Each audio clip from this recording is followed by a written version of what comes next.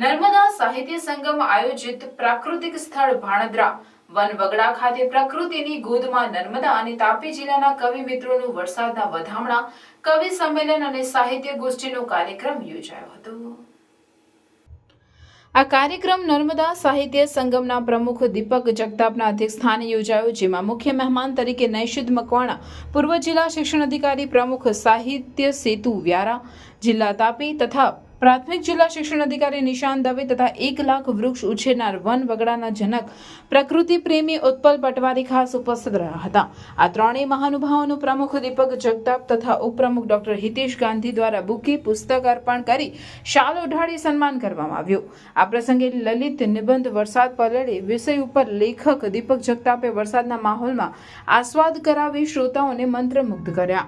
કાર્યક્રમનો પ્રારંભ દીપ પ્રાગટ્ય અને પ્રાર્થનાથી કરી હરિવદન પાઠકે ગુરુ પૂર્ણિમાનું મહત્વ સમજાવી સાહિત્ય કવિતાઓમાં ગુરુ મહાત્મ્યનું વર્ણવ્યું હતું।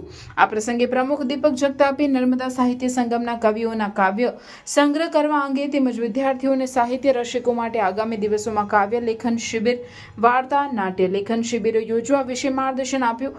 તો તાપી જિલ્લાના સાહિત્ય સેતુ વ્યારાના પ્રમુખ કવિ નૈશિદ મકવાણાએ કાવ્ય, ગીત, ગઝલ કેવી રીતે લખાય તેના બંધારણ અંગે સુંદર માર્ગદર્શન આપ્યું। દીપક જગતાપે વરસાદના વધામણા કરતા વરસાદનો આસ્વાદ કરાવતા જણાવ્યું કે પહેલા વરસાદમાં માટીના ઢીફામાંથી આવતી મીઠી સુડમ મને પરફ્યુમ જેવી લાગે છે, જે બજારમાં મળતા બધા પરફ્યુમને ઝાંખા પાડી દે છે। મારી દ્રષ્ટિએ તો વરસાદ એ બીજું કંઈ નથી પણ ધરતીવાસીઓને ઈશ્વરે લખેલો ભીનો પ્રેમ પત્ર જ છે। તો મેઘધનુષ્ય એ બીજું કાંઈ નથી, વાદળી આકાશને 7 રંગોમાં લખેલું પ્રેમ પત્ર જ છે। વરસાદની ધારા એ બીજું કાંઈ નથી પણ ઈશ્વરની આંખમાંથી વરસતા ખુશીના આંસુ જ હોય છે, એમ જણાવ્યું। તો નૈશિદ મકવાણાએ નવોદિતોને કાવ્યો, ગઝલ લખતા પહેલા ઘણા કાવ્ય સંગ્રહો અને ગઝલ સંગ્રહો, વાર્તા સંગ્રહો વાંચવા અને સમજવા અનુરોધ કર્યો હતો। તેમણે વરસાદના અનેક પ્રકારો અનુભૂતિ સાથે લખાતા કાવ્યોના સુંદર ઉદાહરણો આપી વરસાદના વધામણા કર્યા હતા। આ પ્રસંગે નર્મદા સાહિત્ય સંગમના 20થી વધુ કવિ મિત્રોએ વરસાદ વિષય ઉપર પોતાની કાવ્ય રચનાઓ રજૂ કરી શ્રોતાજનોને મંત્રમુગ્ધ કર્યા હતા। શ્રોતાજનોએ પણ વરસતા વરસાદમાં યોજાયેલ કવિ સંમેલનને મન ભરીને માણ્યો હતો। મેઘાડંબર ગર્જત ગર્જત શામ ધરાભે દામિની ચમકટ મેઘ ધનુષ રંગે રંગાઈ રીમ ટીમ રીમ ટીમ રીમ ટીમ રીમ ટીમ રીમ ટીમ વાદળ ગાજે વીજળી ચમકે મોરલા ટવકે છે, મોરલાના ટવકાર મને ખૂબ ગમે છે, ખૂબ ગમે છે રે ભાઈ ખૂબ ગમે છે, ખૂબ ગમે છે રે ભાઈ ખૂબ ગમે છે। વરસાદ પડે મજબૂત, બહારથી મજબૂત ને પણ અંદરથી તૂટી જતા જોયા છે। સંબંધોથી મજબૂત ને પણ મતભેદ થતા જોયા છે।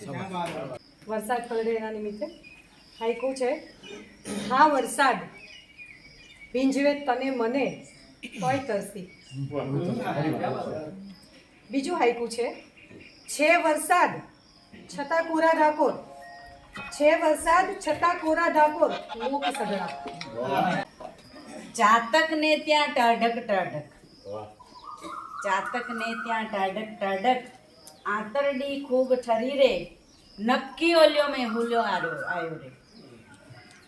ધર્મે જ ત્રાંડવ કર્યો, અષાઢમાં આ અંધરાધર મેઘે ત્રાંડવ કર્યો। આખી જિંદગી પરિવારની ચિંતા, અંતે એકલા। આખી આ જિંદગી મેઘધનુષના રંગ નિરખતા આવ સાજન પલળી જઈએ, મેઘધનુષના રંગ નિરખતા આવ સાજન પલળી જઈએ।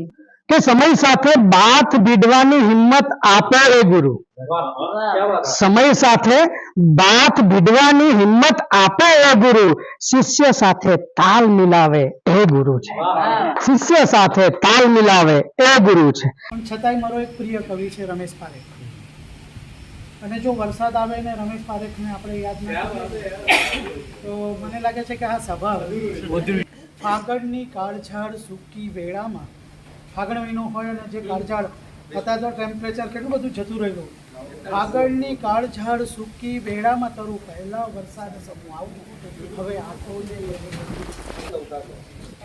ઉત્પલભાઈ પટવાડીનું પણ અમે શાલ ઓઢાડી બુકેથી અને પુસ્તકથી સન્માન કર્યું હતું. આ પ્રસંગે લગભગ 20થી વધુ કવિઓએ કવિ સંમેલનમાં ભાગ લીધો હતો અને જેમણે વર્ષાના વધામણા કરી વરસાદ પર કાવ્ય રચનાઓ પોતાની રજૂ કરી હતી.